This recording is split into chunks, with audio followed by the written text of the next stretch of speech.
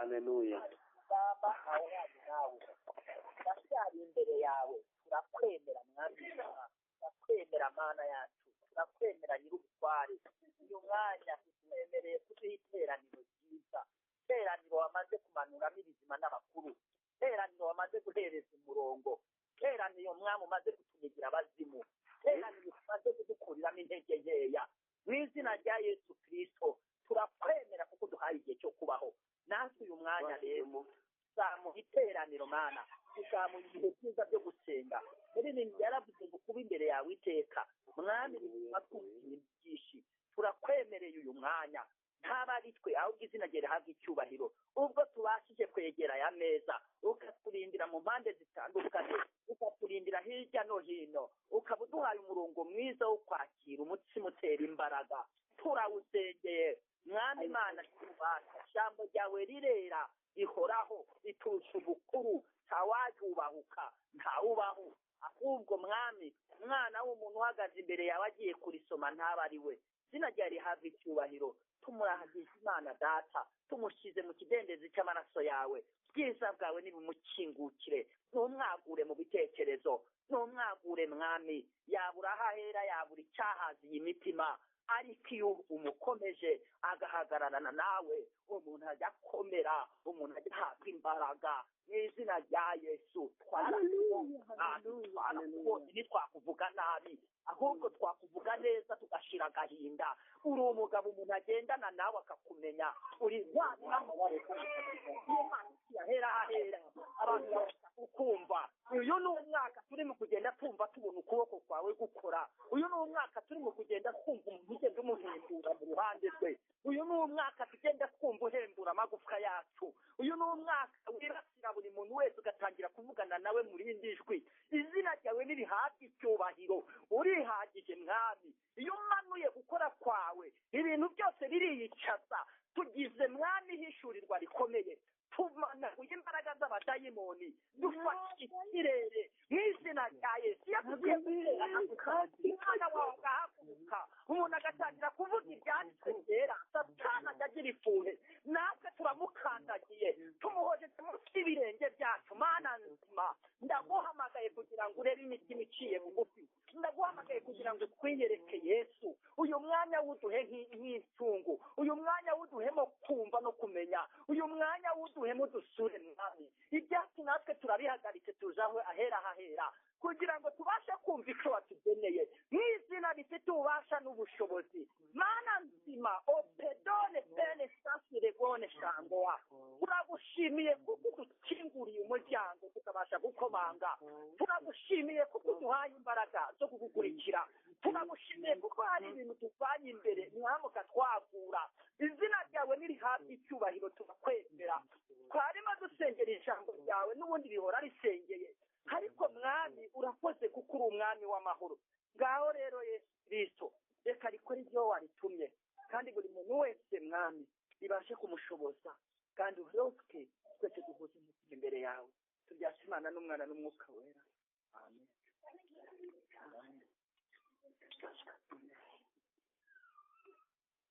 byanditswe tugiye gufatanya gusoma mu gitabo cya Luka ibice ni 2 dusome umurongo wa 43 tugeze nibura ku murongo wa 46 cyangwa se na 7 dusome. Bamaze iyo minsi asubirayo uwo mwana Yesu asigara i Yerusalemu ababyeyi be batabizi. ni na 4 icyakora bibwiraga yuko ari mu itara ry'abantu bajyanye nabo nuko bagenda urugendo rw'umunsi umwe maze bamushakira muri bene wabo no mu nshuti zabo bamubuze basubira i Yerusalemu bamushaka 4 hashize iminsi 3 bamubona mu rusengero yicaye hagati y'abigisha abateze amatwi kandi ababaza. Hanyuma tugiye gufatanya muri uyu mwanya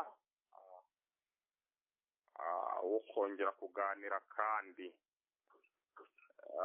muri cya kiganiro gifite intego ivuga ngo Yesu niwe byiringiro byacu. Yesu niwe byiringiro byacu. amen.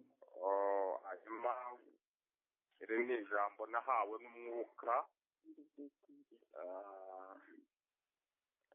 Ngiye kujya kuri radiyo bwa mbere nibwo umwuka yanyoboye kuvuga iri jambo cyangwa gukoresha iri jambo. Arambwira ngo mbwire abanyarwanda yuko Yesu ari we byiringiro byacu.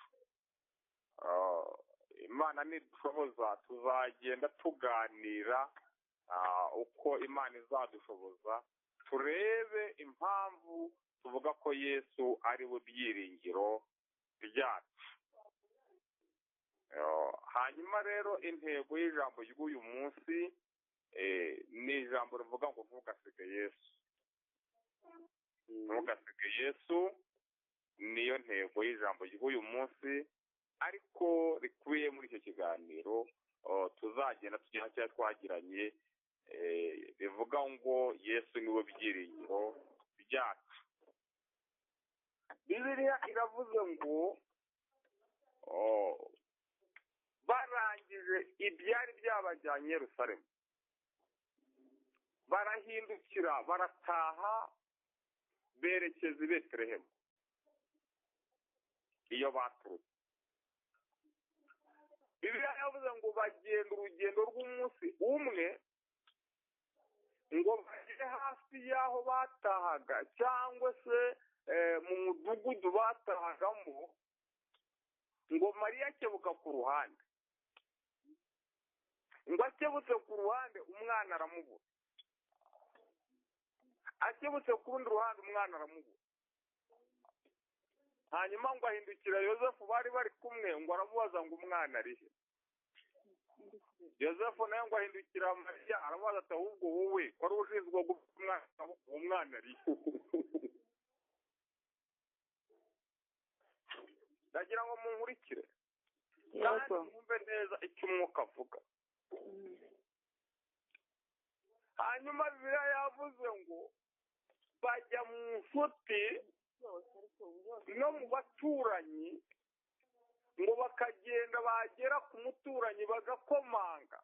Niba Bibiliya yavuze ngo bari bagenze urugendo rw'umunsi, ubwo biravuze ngo niba bari barutanye mu gitondo bari barushoje nimugoroba umunsi wari urangiye. Ikintu gikomeye cyane kubona umubyeyi amara umunsi wose atazi aho umwana ari.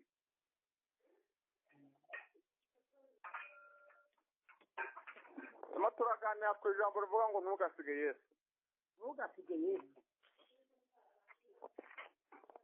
Ngo hanyuma bagera ku muturanyi ngo bakamubaza ati nta Yesu watashye hano. Batoya ntawe. Ngo bakajya ahandi, ngo bagakomanga bakabaza ati twari tuje kureba niba ari nta Yesu wacu watashye hano. Ubu dufite abantu birirwaga bagenda cyangwa banirirwa bagenda babaza niba kuri icyo cyumba nta Yesu wahageze. Kuwa mbere bafite aho bagiye, kuwa kabiri bafite aho bagiye, kuwa gatatu bafite ahandi, kuwa kane nta kindi kibajyana. Wene si no gukizwa cyane, iyo kwari ugukizwa no gushaka imbaraga zibashoboza guca mu bihe bikomeye turimo kugenda byakuruke, ariko bagengwa no kubaza ngo nta Yesu uraha. Nta wahanyuze. Ngo bakababwira toya, ngo bakongera bakajya ku nshuti bakabaza ati twari tugeze hano nubwo tudaherukana, ariko twari tuje kukubaza niba ari nta Yesu wacu watashye hano. Ati ntawe mperuka. ngo barangije bafata icyemezo cyo kongera gusubira i Yerusalemu. nta kundi. ngo baragenda, ngo bagera mu nzira bagahura n'itsinda ry'abantu, ngo bakababwira ati nibo bahagaze gato tubabaza, ya Yesu wacu uri muri iri teraniro? bati ntawe urimo. ngo bagakomeza bagera imbere bagahura n'ikindi cyiciro, bati mureke tubabaze, nta Yesu wacu uri muri iri tsinda? bati oya ntawe urimo. ngo bakongera bagakomeza, ngo bageze imbere abo basize inyuma babazaga, ngo bagatangira guhindukira n'abaryana inzara, bati ko bariya bajyaga bavuga ngo nibo babyaye umucunguzi, none umukiza bamuburiye. akazatambira. none se umukiza ajya atakara? ubu hari abantu bataye umukiza. muntu ushobora kunkurikira, ushobora kumva kino kiganiro, ntugasige Yesu. lebita amigre eto, ntugasige Yesu.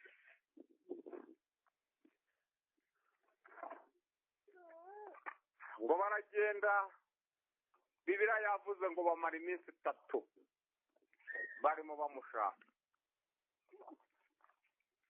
iminsi 3 umuntu atari kumwe na Yesu, ibintu gikomeye cyane. hanyuma dufite igihe kitari kirekire, ndaza kugira ibintu usa naho nsimbuka kugira ngo tugire ibintu bimwe na bimwe tuvugaho. icya mbere, iyo umuntu atakaje Yesu atakaza n'umutekano wo mu mutima. ntugasige Yesu. icya kabiri, iyo umuntu atakaje Yesu agira imvune zidafite impamvu, agira ingendo zitagira intego.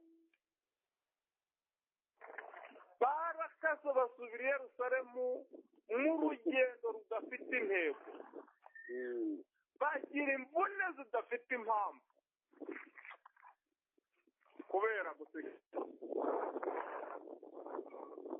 bashakaje umutekano mu mutima kubwo gusiga Yesu. nimwibuke igihe marayika yigeze kumanuka abwira Mariya ngo dore ugiye kuzasama inda y'umwana w'umuhungu, uzamwite Yesu kuko ari uzakiza abantu ibyaha. nimundebere marayika arimo atekereza ati nk'ubu wa marayika yagarutse.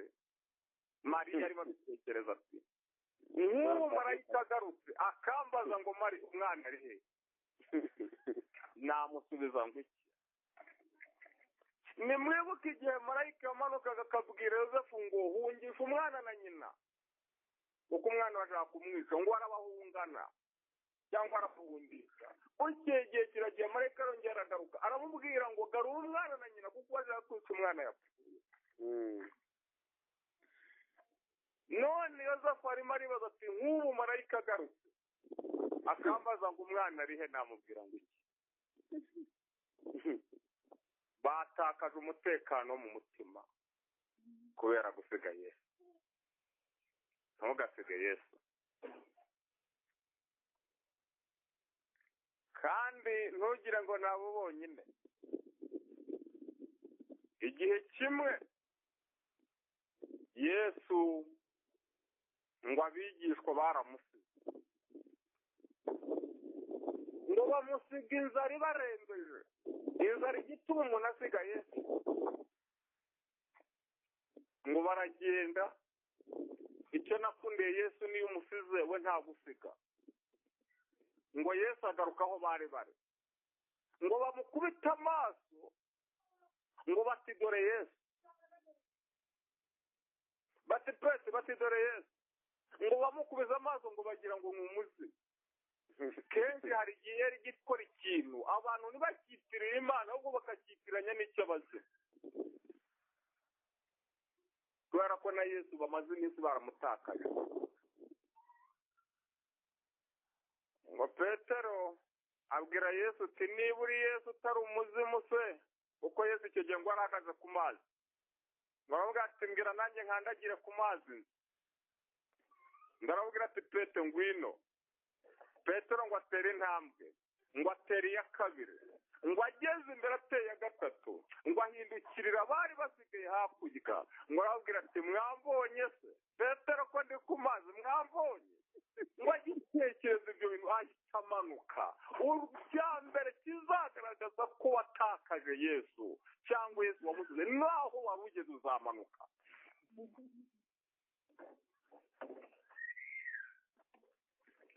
Umuntu ushobora gukurikira iki kiganiro, turakwinjiza kubw'imbabazi z'Imana ntugasige yesu. Ikindi gihe kimwe nabwo ngo baramusize, yesu ngo yongera kugaruka kandi ngo barimo baroba. Yesu ngo abageraho, petero arimo avuga ati koko nkesha ijoro nta kintu mbonye. Ngo yari arimo kumva muri ncundura. Ngo yesu arongera abageraho. Kumbi Yesu uherutse kuvuga ngo ibintu byose ni muri Yesu, kandi uko niko kuri. Yesu yagiye kugenda abwira amafi ati tugende, nibaza kuyabura baraza kunshaka. Nagira ngo nkubwire ngo iyo utakaje Yesu n'amafi ntayo uzabona. Nusiga Yesu n'amafaranga ntayo uzabona. Yesu ngo yongere agaruke. Haleluya. Yesu agarukana n'amafi. Haleluya.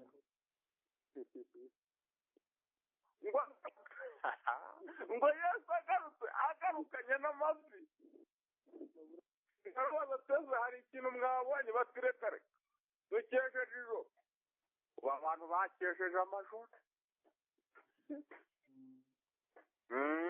Abantu mukesheje amajoro, ariko murebe niba impamvu atari uko mwasize Yesu. Kandi abantu bukeye nta kintu bafasha. Ngo barangije baravuga ngo twakesheje ijoro nta kintu tubonye. Ngo arababwira ngo nimuhindure incundura. Ngo berekeje aho habwiye, ngo baroba amafi menshi. Reka nkubwire wowe ushobora kubana natwe muri iki kiganiro cyangwa ushobora kudukurikira, nusiga Yesu menya ngo n'amafaranga ntayo uzabona. Birashoboka ko na diplome yata agaciro, ahubwo ukwiye kugumana na Yesu kugira ngo na diplome yawe Yesu ayiheshe agaciro. Ubu se ntabwo nirirwa mbasobanurira ibintu byinshi, ntanga ingero nyinshi, ibyinshi namwe murabizi, ibyinshi mwarabibonye. Amakampani menshi yarahombye,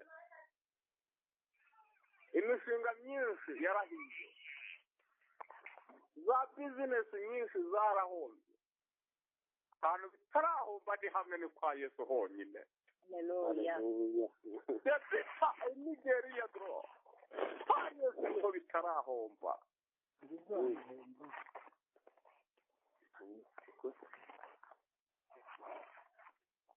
Kwivuza ni kwa Yesu, gucuruza ni kwa Yesu, kwiga ni kwa Yesu, akazi keza ni kwa Yesu. Shoje mvuga ngo mu nguni zose ni Yesu. Ahantu hose imishinga yarahombye, za kampani zarahombye. Aho bitarahomba ni kwa Yesu. niyo mpamvu twongeye kubinginga kubw'imbabazi z'Imana mwe mushobora kubana natwe muri iki kiganiro tubabwira ngo ntimugasige Yesu, nusiga Yesu n'ibindi bizasigara. dusenge. Lala Bolesta Negre Evan, Amen. uri umwami w'imbaraga kandi uri umwami w'imbabazi. tugusabye kutwigisha byinshi birenzeho kubwira ijambo, wowe murengezi w'ubuzima bwacu n'ubugingo bwacu. turimo turavuga ngo ni wowe byiringiro byacu. ibintu byinshi byarahombye, benshi imiryango yabavuyeho, benshi barananiwe, benshi bararushye, intimba zo mu mitima tabara udushoboza kutagusiga. hari ahantu abantu bagiye binjira bakahava bahasize Yesu kandi bagiye bamujyanye. turwaneho, udutsindire, utuneshere, ugusabye imbaraga zidushoboza kugumana nawe, mwami w'amahoro, mwami w'abami.